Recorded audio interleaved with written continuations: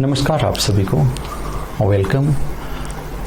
इस सेक्शन में हम लोगों ने डिसाइड किया है कि यह क्लास पूर्णतः उन स्टूडेंट्स के लिए है, उन अभ्यर्थियों के लिए है जो 64वीं में साक्षात्कार देने जा रहे हैं और उन्हीं भूगोल विषय, ज्योग्राफी रिलेटेड कोई भी ऐसा एरिया है लगता हो कि हमें क्या तैयारी करें, किन चीज़ों पे ज़्यादा इम्फेसिस दें कि हमें जब साक्षात्कार बोर्ड के सामने हो तो हमें कोई कंसेप्चुअल प्रॉब्लम ना हो, हम किसी इंफॉर्मेशन के ऐसे दायरे में ना आए कि पूछा गया हो और हमें लगता हो कि हमने सही उत्तर नहीं दिया। तो भूगोल के उन सभी पहलुओं को इस क्लास में, इस ड्यूरेशन में शामिल किया गया है जो आपके साक्षात्कार के लिए ज़रूरी है। और भूगोल आपने पढ़ भी लिया है, ऑप्शनल लेकर आपने पास भी किया है, मेंस एग्जामिनेशन क्लियर भी किया है, तो वो रिटन फीडबैक है। आपको आता है ज्योग्राफी भली भांति, लेकिन उसे हम ओरल फीडबैक एक इंटरव्यू बोर्ड में किस तरह हम प्रेजेंट करें, कैसे बताएं, कितना एक्यूरेट बताएं, उन चीज़ों का विश्लेषण करना इस क्लास का उद्देश्य है। मैं सुबोध मिश्रा फिर से आपको इस सेक्शन में स्वागत करता हूं और उम्मीद करता हूं कि आने वाले समय में जो कुछ हम डिस्कस करेंगे एक यूज़फुल डिस्कशन, एक यूज़फुल सेशन होगा जो आपको एक विश्वास देगा साक्षात्कार बोर्ड के सामने प्रश्नों को सही से बताने में। यहाँ पे देखिए कि हमने जो सेक्शन लिया है, जिस सेक्शन की चर्चा करना चाहूँगा वहाँ पे इस सेक्शन में फिर से इन चीज़ों को हम सामने लाना चाह रहे हैं। देखिए कि सबसे पहले जो एरिया है जो मैं मार्क करना चाहूँगा कि जब भी हम बोर्ड में जाते हैं कहीं भी, तो हमारा जो सबसे पहला कंसर्न एरिया होता है वो ये 4 एरिया होते हैं जो मैं पहले मार्क कर रहा हूँ। जब भी आप कोई भी साक्षात्कार बोर्ड के सामने जा रहे हो तो आपको ये 4 पिलर्स, स्तंभ पूरा तैयार होना चाहिए अपने सब्जेक्ट के बारे में। ये चारों स्तंभ अगर आपको आता है तो बोर्ड के सदस्यों के सामने आपको कोई समस्या नहीं होने वाली है। So we have to prepare all the 4 pillars of information related to geography और एनी ऑफ सब्जेक्ट। इस क्लास में ज्योग्राफी की बात कर रहा हूँ। देखिएगा, सबसे पहले किसी सब्जेक्ट का जो पहला एरिया होता है वो इंफॉर्मेटिव एरिया होता है। इंफॉर्मेटिव में सूचना आधारित होता है, उसमें आप उन तथ्यों को ध्यान से देखते हैं जिसमें एक्यूरेसी होनी चाहिए और उसमें कोई दुविधा नहीं होनी चाहिए। ये जो इंफॉर्मेशन एरिया आता है स्टूडेंट्स, वो किसी लोकेशन को लेकर आता है, आपको डिफिनीशन को लेकर आता है, फैक्ट्स को लेकर आता है या पर्सन या थ्योरी को लेकर आता है।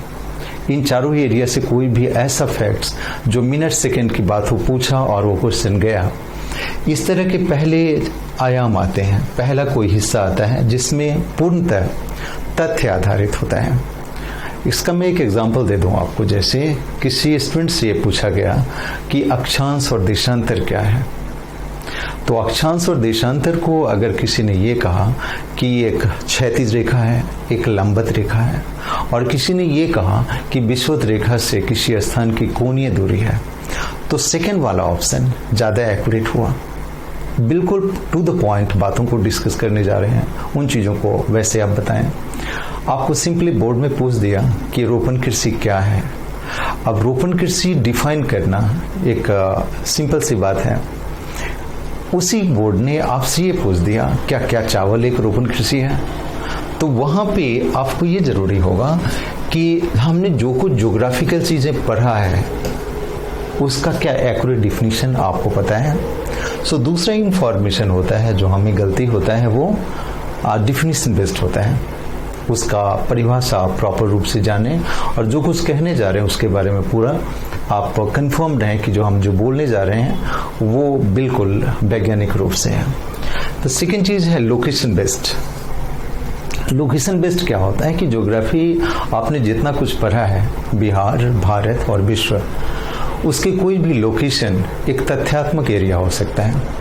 जैसे देखिए, तथ्यात्मक बातों को मैं बता रहा हूँ, उसको अच्छे से ध्यान से देखिए कि अगर एक तथ्य है कि पूछा गया कि आपका इधर का एरिया है, ये नॉर्थ ईस्टर्न स्टेट्स है इंडिया का, है ना, ये सिक्किम है, अरुणाचल है, नागालैंड है, मणिपुर है, मिजोरम है, त्रिपुरा है, असम है, मेघालय है, इस तरह लगा के 7 स्टेट्स हैं। यहाँ पे सिक्किम इसमें नहीं आता है। जैसे हमने भी किसी बोर्ड मेंबर्स को पूछा कि भाई 7 सिस्टर्स क्या है, तो तथ्यात्मक लोकेशन ये है कि आपको नॉर्थ ईस्ट के 7 राज्य एक बार में याद हो और इसमें पता हो कि सिक्किम उस 7 सिस्टर का हिस्सा नहीं आता है, बाकी असम से बना हुआ अन्य राज्य 7 सिस्टर का हिस्सा आता है। सो 2 एरिया हमने बताया जो मुख्य रूप से अभी तक जो समस्या आपको आ रही होगी या जहाँ कहीं बोर्ड में आएगा उसको देखिए कि पहला एरिया ये आया कि हमारी इंफॉर्मेटिव एरिया में पहला सेक्शन हो गया कि लोकेशन आपको गलत ना हो, डिफिनीशन आपको गलत ना हो। एक ऐसा पूछ दिया बिहार से रिलेटेड, ऐसा जान लीजिए कि पूछ दे कि कोसी नदी है और कोसी की और भी सहायक नदियां हैं जिसको मिलाकर सप्तकोशी कहा जाता है। एक फैक्ट्स पूछ दिया सप्तकोशी में अन्य कौन सी नदियां हैं आप इसे बताइए, तो वहां पे प्योरली फैक्ट्स रिलेटेड क्वेश्चन हो गया। जैसे आपका डिस्ट्रिक्ट एरिया कोसी में आता है तो आपको आना चाहिए। सो कोई परियोजना, कोई भी फैक्ट्स आपका पहला इंफॉर्मेटिव एरिया होता है जो फैक्ट्स एरिया रिलेटेड होता है, और एक जनरल फॉर्मेटिव क्वेश्चन होता है। आमतौर पे बोर्ड के मेंबर जब तक कि कोई एकेडमिक एग्जाम ना हो तो इंटरव्यू बोर्ड में थ्योरी और पर्सन कम पूछा जाता है, ओपिनियन पूछा जाता है कि आपको कौन सा थ्योरी बेहतर लगता है। जैसे देखिए एक सिंपल सा क्वेश्चन बोर्ड मेंबर्स ने पूछा, एक पिछले अभ्यर्थी को पूछा कि अर्थ के ओरिजिन से रिलेटेड जितने भी सिद्धांत हैं उसमें आपको कौन सा अच्छा लगता है, और विच theory you believe is the best theory for the origination of earth. तो यहाँ पे थ्योरी रिलेटेड ये बातें आ गई जो आपको अपनी ओपिनियन के आधार पर बताना है। सो ये 4 एरियाज हमने बताया, अभी डिस्कस करना शुरू किया है। इन चीज़ों में हमने सबसे पहला इम्फेसिस दिया information. Information means information related to the location of area. जैसे नॉर्थ ईस्ट का एग्जांपल दिया, जैसे एक एग्जांपल ले लीजिए कि हमने इंडियन ज्योग्राफी पढ़ा और हमने पंचगंगा या पंचसंगम पढ़ा हुआ है उत्तराखंड का, ये इंफॉर्मेटिव है लेकिन हमें वो आना चाहिए। दूसरा चीज़ ये है कि डिफिनीशन का एरिया, हमने फिर से रिपीट किया आपको, फैक्ट्स एंड पर्सन, ये सभी के सभी आपको इंफॉर्मेटिव हैं। जो ज्योग्राफी आप पढ़ते हैं उसको दैनिक रूप से रिवीजन में अभी भी रखें और उन चीज़ों को मगअप करते रहें, तो आपको ये चीज़ गलती कभी नहीं होगा। दूसरी चीज़, कभी कभी हमें आता होता है, वो फैक्ट्स हमें बहुत अच्छा से आता होता है, इंफॉर्मेशन आता होता है, बोर्ड के सामने हम प्रेशर में वो चीज़ नहीं बोल पाते हैं। इसके लिए ज़रूरी है कि जितनी भी बार हो अपने फ्रेंड के बीच बैठकर और डिफरेंट ग्रुप्स में जाके बोलने का प्रयास करें। कभी कभी हम बहुत अच्छा जानते होते हैं और बोलना हमारे लिए प्रॉब्लम होता है। सो अपने लैंग्वेज में, जैसे भी लैंग्वेज में आप एक्सप्रेस करते हैं, इन सभी इंफॉर्मेशन को, वेरी इजी क्वेश्चन को जैसे भी हो आप फ्रेंड्स को कहें कि आप बोलिए और फिर उसको पूछने के लिए कहिए और उसका रिस्पॉन्स इस तरह दीजिए कि जैसे बोर्ड को आप फेस कर रहे हैं। सो ये पहला एरिया हमने अभी को एलोबरेट किया। इन चीज़ों पर आप ध्यान दें, location, definition, facts and person. अब देखिए इंटरव्यू का जो दूसरा एरिया है जो आपको ज़्यादा दूर ले जाता है, आपको डेप्थ तक ले जाता है, वो है concept, your opinion and current. Concept means क्या, आपने जितने भी थ्योरीज पढ़े हैं, जितनी भी ज्योग्राफिकल इंफॉर्मेशन पढ़ा है, कहते हैं कि geography is explanation of phenomena related to earth, है ना। तो अर्थ पे जितनी भी फेनोमेना हो रही है, बिहार में जितने भी फेनोमेना हो रहा है ज्योग्राफिकल, उन सभी का विश्लेषण आपको बहुत अच्छा से तैयार हो। तो कोई एक विश्लेषण भी आपसे पूछा गया हो तो आपको ये एज दे देगा, आपको लग जाएगा कि ये चीज़ हम बहुत बेहतर से वैज्ञानिक रूप से बता रहे हैं। तो कोई एक क्वेश्चन भी आपको बहुत दूर तक ले जाता है। सो इज अ कंसेप्ट, आपको संकल्पनाएं या विचारधाराएं जो भी हैं उसको आप बेहतर से बता दें। नाउ योर ओपिनियन, जैसे आपको एक हाइपोथेटिकल और एक जनरल ओपिनियन दे दिया कि बिहार में बाढ़ आती है, बाढ़ का कारण आप जानते हैं, थियोरिटिकल बातें जानते हैं, इसको किस प्रकार सॉल्व करेंगे। या फिर ऐसा पूछ दिया कि बिहार में कुछ सामाजिक समस्या हैं जो ज्योग्राफी से रिलेटेड हैं, उसका समाधान बताइए। तो वो सारे ओपिनियन बेस्ड क्वेश्चन होते हैं। जैसे करेंट का क्वेश्चन हो गया, आपको करेंट के ऐसे क्वेश्चन आ गए जो बिल्कुल आपको इस दायरे में पूछा गया हो जो अभी न्यूज़पेपर से रिलेटेड हो और ज्योग्राफिकल हो, है ना। फ्लड एक करेंट इशू हमेशा होता है। नेपाल की समस्या है, चाइना की समस्या है, जियोपॉलिटिक्स की समस्या है, ये सारी चीज़ को, इंडियन ओशन का जियोपॉलिटिक्स है, ये सभी करेंट के बहुत अहम मुद्दे हैं। जिन चीज़ों को आप अगर बेहतर से तैयार कर लें, तो अगर आप पहले से प्रिपेयर कर लेते हैं तो वहाँ पे आंसर देना बिल्कुल आसान हो जाता है। तो ज़रूरी है उन सभी बिंदुओं पे, ये चारों ही बिंदुओं पे आप बिल्कुल तैयार रहें कि हमें बिल्कुल सच्चा इन्फॉर्मेशन, प्योर इन्फॉर्मेशन है और हम जो बताने जा रहे हैं वो हमें एज देगा। ये कॉन्फिडेंस देगा आपको। अब उन चारों एरिया के बाद इन्फॉर्मेशन समझ गए होंगे। अब बात आती है कि जब भी हम चीज़ों को एक्सप्लेन करने चलते हैं तो हमारे पास ये आता है कि हम पढ़ें क्या। ज्योग्राफी तो पूरा पढ़ा हुआ है, अब सिलेबस फिर से पढ़ें, ऐसी नहीं। हर एक चैप्टर का एक कोर एरिया होगा। We will have core issue of all chapters. उस कोर इश्यूज को आप कर लीजिए तो वहाँ से आपकी जर्नी शुरू हो जाती है ना। अब देखिए यहाँ पे हमने कोर इशू लिया है, पहला सिलेबस का एरिया जो फिजिकल ज्योग्राफी क्लाइमेट से रिलेटेड कोर इशू है, जो आमतौर पे बोर्ड्स डिस्कशन का एरिया बनता है। आपको एक पूछ दिया पिडमॉन्ट, ऐसा पिडमॉन्ट। अब पिडमॉन्ट हमने क्यों लिया? पिडमॉन्ट जो है जो फिजिकल ज्योग्राफी का जो मॉर्फोलॉजी का एरिया है, लेकिन पिडमॉन्ट इसलिए महत्वपूर्ण है कि जब आप डिस्कशन में जाते हैं, बिहार के एरिया को डिस्कस करते हैं और बिहार के संदर्भ में ज्योग्राफी को देखते हैं, तो देखेंगे कि जो आपका ये एरिया है, ये जो एरिया है, मैं इसको क्लियर कर दूं।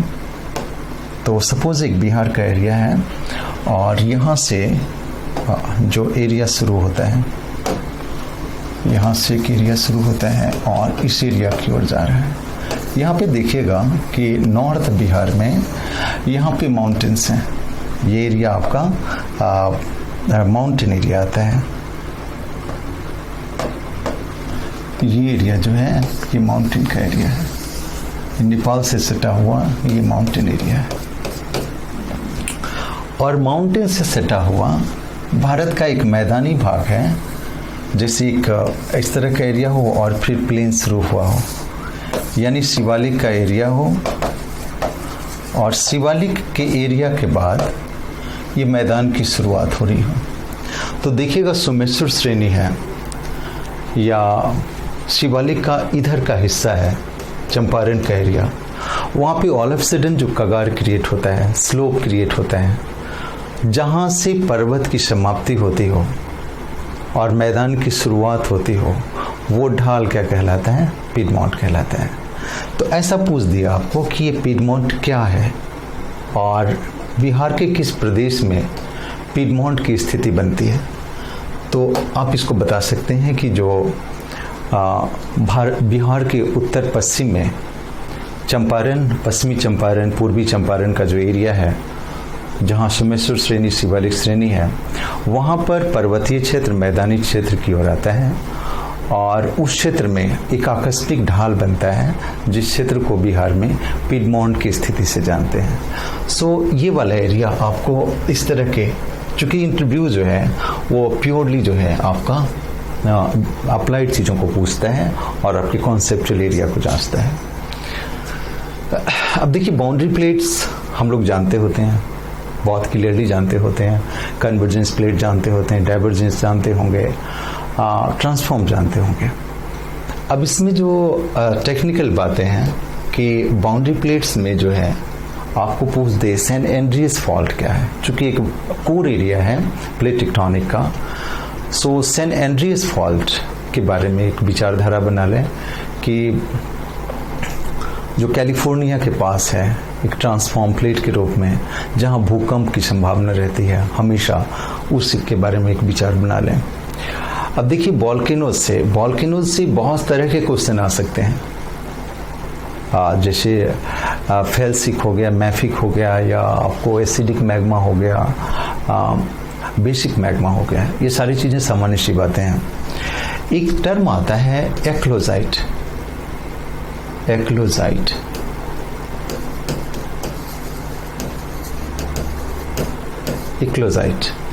ये इकोजाइट कहते हैं हम। अब पूछे कि जो वोल्केनिक इरप्शन में एक्लोजाइट क्या है।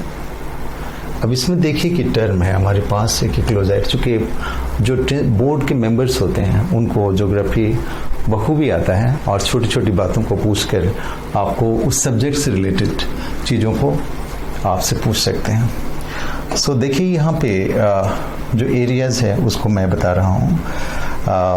ऐसा देखिए कि यहाँ पे एक प्लेट है और यहाँ पे एक प्लेट है। दोनों प्लेटों के कन्वर्ज होने के बाद ये सबडक्शन हो रहा है, ये निमज्जन हो रहा है, नीचे की ओर जा रहा है। उन्मज्जन कहते हैं, निमज्जन ऐसे सब। या हिंदी का शब्द एक यूज होता है छेपन हो रहा हो।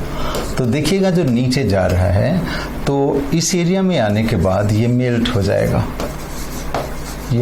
जाएगा, पिघल जाएगा। अब पिघलने के बाद जो मैग्मा बनेगा, इस तरह का मैग्मा, यहाँ से विस्फोट का जो मैग्मा ऊपर आएगा, ये विस्फोट का जो मैग्मा है वो कहलाता है एक्लोजाइट। सो इस तरह की बातें पूछेंगे कि जैसे मैग्मा, जैसे आमतौर पे क्वेश्चन पूछते हैं, एक सामान्य सा क्वेश्चन कि लावा क्या है, अग्नि चट्टान क्या है, मैग्मा क्या है, या एक्लोजाइट क्या है। यहाँ पे पूछते कि लावा और एक्लोजाइट में क्या डिफरेंस है। सो बहुत ही डेप्थ क्वेश्चन हुआ कि एक्लोजाइट जो पृथ्वी के आंतरिक भाग में मैग्मा का निर्माण होता है, जो सबडक्शन के कारण मैग्मा का निर्माण होता है, उसे हम एक्लोजाइट कहते हैं। कास्ट लैंडफॉर्म्स आप सभी जानते होंगे कि कास्ट लैंडफॉर्म्स, कास्ट एक प्रदेश है यूगोस्लाविया में, वहाँ पे चूना पत्थर की आकृति है और उस पूरे प्रदेश को हम कास्ट रीजन कहते हैं। और ऐसा कोई लैंडफॉर्म किसी भी प्रदेश में मिलता है तो उसे हम कास्ट लैंडफॉर्म्स कहते हैं। कास्ट आपको सभी को आता होगा, मैं जोड़ नहीं देता हूँ। रिजुवनेशन हमने कहा, रिजुवनेशन क्या है? तो रिजुवनेशन में हमने जाना है कि जब भी कोई साइकिल इंटरप्ट होता है तो आंतरिक बल के कारण जब भी कोई उत्थान होता हो या फिर सबसिस्टेंस होता हो तो नदी की अवस्था में परिवर्तन आ जाता है। इस क्रिया को हम रिजुवनेशन या पुनर्यौवन कहते हैं। अब यह है ऑरोरा बोरियल्स। बोरियल्स जानते होंगे कि आयनोस्फीयर में जो आयंस टूटते हैं उसके कारण होने वाली घटना है, जो नॉर्दर्न हेमिस्फीयर में ऑरोरा बोरियल्स कहलाते हैं और साउदर्न हेमिस्फीयर में ऑरोरा ऑस्ट्रियल्स कहलाती है। सो इस तरह की विचारधारा को हम बोरियल्स के नाम से जानते हैं। इस तरह की घटना को हम बोरियल्स के रूप में जानते हैं। अब देखिए यहाँ पे बोरियल्स के बाद मैग्नेटोस्फीयर सबको पता होगा, जैसे हमारा पृथ्वी है और पृथ्वी का अंतरिम आकर्षण बिंदु जो आपको मैग्नेटोस्फीयर बोरियल्स के बाद मिलता है, उस एरिया को हम मैग्नेटोस्फीयर कहते हैं या चुंबकत्व मंडल कहते हैं। अब यहाँ पे जो विचारधारा है जहाँ हम फंसने की स्थिति में होते हैं, उन चीज़ों को मैं बताता हूँ। ऐसे पूछ दिया कि नॉर्मल लैप्स रेट और डायबिटिक आइडियाबेटिक लैप्स रेट में क्या अंतर है। देखिए, जैसे कोई सतह से मैं इसको बताता हूँ नॉर्मल लैप्स रेट और डायबिटिक आइडियाबेटिक लैप्स रेट में क्या अंतर है, उन चीज़ों को आप बेहतर ढंग से समझें। मैं इन चीज़ों को इस रूप में बताने की कोशिश करता हूँ। जैसे देखिए, कोई एक जगह है, कोई एक स्थान है जहाँ पर कोई एयर राइज कर रहा हो। यहाँ पे कोई एक सरफेस है और बिना किसी असामान्य स्थिति के कारण ये एयर राइज कर रहा हो, या फिर ऐसा हो रहा हो कि इस तरह की स्थिति है, यहाँ से एयर नीचे आ रहा हो और इसके आकार में परिवर्तन हो रहा हो। इसमें कुछ भी नहीं हो रहा है, सिर्फ एयर के आकार में परिवर्तन हो रहा है। तो ऐसे परिवर्तन को हम एनाबैटिक और ऐसे परिवर्तन को हम कैटाबैटिक कहते हैं।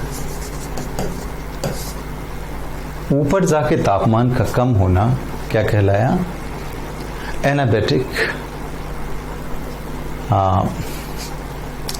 और एडाबैटिक इसको हटा दीजिए, इसको लिखिए आइडियाबैटिक। जो ऊपर जाके तापमान का कम हो जाना क्या कहलाया? आइडियाबैटिक। और नीचे आने के कारण तापमान में वृद्धि हो जाना यह क्या कहलाया? कैटाबैटिक। और ये दोनों ही रूप क्या है? एनाबैटिक का रूप है। अब एनाबैटिक और इन दोनों रूप को मैं फिर से बताता हूँ तो जाके ज़्यादा क्लियर होगा। एक बार इसको रुक के समझिए तो ज़्यादा बेहतर होगा। यहाँ पे चूँकि बोर्ड के सदस्य जो होंगे आपको इन चीज़ों पे रोक के पूछ सकते हैं। जैसे देखिए कि कोई एयर है जिसमें 36 गति है। आप ऐसे एज्यूम कर लीजिए कि राजस्थान की हवा है और हरियाणा आ रही हो, तो हरियाणा का टेम्परेचर गर्मी के दिनों में बढ़ जाएगा। ये हॉरिजॉन्टल हुआ ना, इसको डायबेटिक बोलते हैं। डायबेटिक मीन्स ऐसी गति, हॉरिजॉन्टल गति, जिसके कारण एक स्थान से दूसरे स्थान के तापमान में परिवर्तन आ जाता हो। जैसे शिमला की हवा है और पंजाब आ गई तो वहाँ का तापमान कम हो गया। सो 36 हवाओं के कारण अगर तापमान में परिवर्तन आता है तो इसको हम डायबेटिक प्रोसेस कहते हैं। लेकिन जब लंबवत हवाओं के कारण, लंबवत विंड के अप जाने के कारण और लो जाने के कारण प्रोसेस आता है, उसे हम एनाबैटिक कहते हैं। एनाबैटिक में क्या है? ऊपर उठने की क्रिया आइडियाबैटिक कहलाती है, जिससे तापमान कम हो जाएगा, और नीचे आने की प्रक्रिया में तापमान बढ़ जाएगा। अब बढ़ने का कारण एक वैज्ञानिक स्वरूप बताइए क्यों होता है? ऐसा पूछ देगा कि बोर्ड के मेंबर्स वहाँ पे रुक जा सकते हैं। जैसे देखिएगा कि ये एयर हमने जो बनाया है, ये एयर का साइज कुछ ऐसा होगा कि ऊपर जाने पे क्या है? बढ़ता जाएगा। मैं फिर से इसको ड्रॉ करके बता रहा हूँ कि जैसे हमने ये एयर बताया है, तो इस एयर का साइज इससे बड़ा होगा, इस एयर का साइज इससे भी बड़ा होगा, और इस एयर का साइज उससे भी बड़ा होगा। क्रमशः एयर का साइज जब बढ़ेगा ऊपर की ओर, तापमान कम होता जाएगा। तो यहाँ पे देखिए ये मॉलिक्यूल के बीच स्पेस है, इस मॉलिक्यूल के बीच और भी स्पेस है, और सबसे ज़्यादा स्पेस जो होगा वो सबसे ऊपर वाले बबल्स में होगा। सो आयतन वृद्धि के कारण अगर तापमान में परिवर्तन होता हो तो उसको हम एनाबैटिक प्रोसेस कहते हैं। जैसे आपको छोटा सा बलून है, बलून का आकार बड़ा कर दिया जाए तो उसके बीच जो मॉलिक्यूल की दूरी है वो बढ़ जाएगी और तापमान कम हो जाएगा। या फिर दूसरा ऐसा स्थिति हो कि आयतन कम हो जाए तो तापमान बढ़ जाएगा। ऐसे कंडीशन को हम कैटाबैटिक कहते हैं। सो एनाबैटिक प्रोसेस हमेशा वर्टिकल होता है। अगर आप बताएंगे बोर्ड को कि एनाबैटिक प्रोसेस क्या है, उसको एक शब्द बता दीजिए कि ये वर्टिकल प्रोसेस है, लंबवत है। वायु ऊपर जाने पर तापमान कम होती है, जिसको हम ये एडियाबैटिक कहते हैं, और वायु नीचे आने पर तापमान अधिक हो जाता है, उसे हम कैटाबैटिक कहते हैं। वर्षा की स्थिति तब भी होगी, ऐसा पूछ दे कि वर्षा की स्थिति कब बनेगी, किस प्रोसेस से, तो ये होगी आपकी एडियाबैटिक से। ठीक है। सो उसके बाद जो है ऐसा पूछ दे विंड के मोशन को, यहाँ पे थोड़ा सा और भी रुक के जानिए कि ऐसा है कि आपके पास एक एयर है और विंड है, ये दोनों में फर्क है। अगर कोई वर्टिकल मोशन हो रहा हो अप और डाउन तो उसे हम एयर कहते हैं।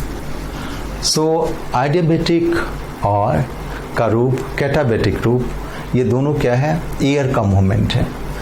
जो डायबिटिक है, ये डायबिटिक प्रोसेस जो है, ये विंड की स्थिति है, ये हॉरिजॉन्टल होता है। जब भी कोई हॉरिजॉन्टल गति हो, क्षैतिज गति हो, तो उसे हम डायबिटिक कहते हैं। इससे एक स्थान और दूसरे स्थान के बीच में ताप परिवर्तन होता है। और एनाबेटिक प्रोसेस में लंबवत गति के कारण किसी स्थान पर तापमान में वृद्धि या कमी आती है। तो ये प्रोसेस था जिसमें क्षैतिज रूप से और लंबवत रूप से गति हो रही है। इसमें एक प्रोसेस हमने यूज किया कि एक है आपका, कि आपसे पूछ दिया नॉर्मल लेफ्ट स्ट्रेट क्या है। Normal left straight, normal left straight, सामान्य तापपतन की दर।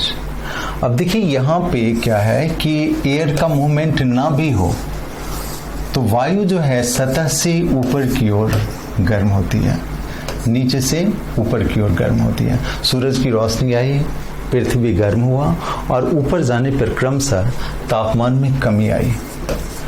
इसमें देखिए कि पर 1 किलोमीटर पर 6.5 डिग्री सेल्सियस कम हो जाता है, या 165 मीटर पे 1 डिग्री सेल्सियस तापमान कम हो जाता है। ये प्रोसेस ऐसा नहीं कि एयर राइज होने के कारण होता है, तापमान जो है नीचे से ऊपर की ओर गेन होता है, इसके कारण ये परिवर्तन आता है। मेरे ख्याल से क्लाइमेटोलॉजी का जो ये एरिया है आपको समझ में आ गया होगा। वायु की क्षैतिज गति को हम डायबिटिक कहते हैं, वर्टिकल अप गति को हमने एडियाबेटिक कहा, वर्टिकल डाउन की गति को हमने कैटाबेटिक कहा, और वर्टिकल अप एंड डाउनों की दोनों कंडीशन को हमने एनाबेटिक कहा। दूसरा, अगर वायु के आयतन में कोई परिवर्तन ना हो रहा हो और ऐसी स्थिति में ऊंचाई के साथ तापमान में कमी आ रहा हो तो उसे हम नॉर्मल लेफ्ट रेट या सामान्य ताप पतन की दर कहते हैं। तो ये चीज़ें आपको समझ में आया होगा और इसके अनुसार आप आगे चीज़ों को देखिए कि जितनी चीज़ों को मैं सिर्फ बताने की कोशिश कर रहा हूँ कि जब भी बोर्ड के सामने जाएं उन चीज़ों को बताएं तो आप अपने बारे में कन्फर्म रहें कि वो जो वैज्ञानिक स्थिति है उसका मूल्यांकन, उसका पूरा एवोल्यूशन आपके सामने हो। यहाँ पे एक चीज़ और भी मैं बताना चाहता हूँ, जो चीज़ करके आप आगे बढ़ें तो ज़्यादा क्लियर होगा। हमने डिस्कस किया यहाँ पर फिर से नॉर्मल लेफ्ट रेट और डायबिटिक, एनाबेटिक एंड कैटाबेटिक। यहाँ पे नॉर्मल लेफ्ट रेट का वो वहाँ पे कैलकुलेशन दे दे कि एक फ़्लाइट है, इस तरह का कोई फ़्लाइट मूव कर रही है और ये करीब 4 किलोमीटर की ऊंचाई पर ऊपर मूव कर रही है, राइट। 4 किलोमीटर की ऊंचाई पर ऊपर मूव कर रही है, ऐसा हमने ज्यूम कर लिया। और यहाँ का टेम्परेचर 40 डिग्री -40 डिग्री सेल्सियस है।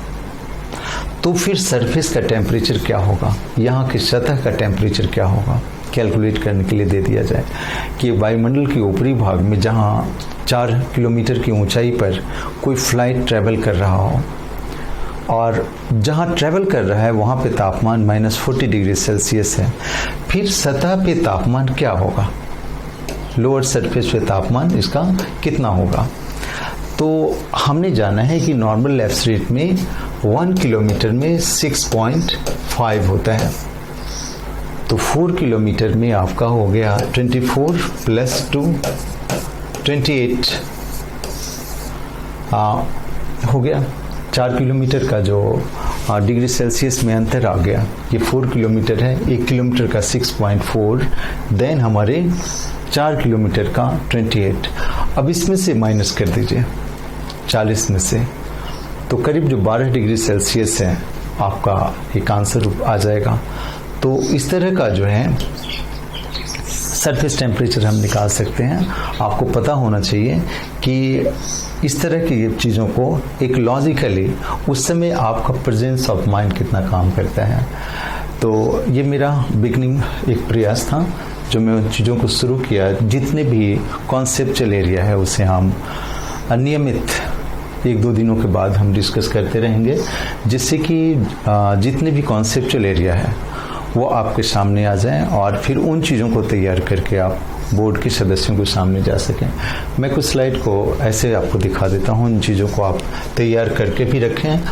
और जो जैसे हमने कहा, ये नेशन स्टेट का कॉन्सेप्ट है, बाउंड्री कॉन्सेप्ट है, कॉन्सेप्ट ऑफ रिसोर्स है, इन चीज़ों को हमने यहाँ पे लिस्ट आउट किया है। ठीक है। सो इससे रिलेटेड जितनी भी बातें हैं आपको नियमित समांतराल के बाद हम डिस्कस करेंगे। और मेरा विचार है जो भी इसके व्यूअर्स होंगे, आप इसको यूट्यूब पे या जहाँ कहीं देखते हो, आपके संबंध में इससे रिलेटेड जो भी क्वेश्चन आता हो, आपको लगता हो कि ये क्वेश्चन हमारे लिए ज़रूरी है और मैं नहीं जानता हूँ, देन आप उस कमेंट में जहाँ कुछ लिख देंगे उसके थ्रू मैं आपसे डिस्कस कर पाऊँगा, उन चीज़ों को सॉल्व कर पाऊँगा। थैंक यू आज के सेशन के लिए।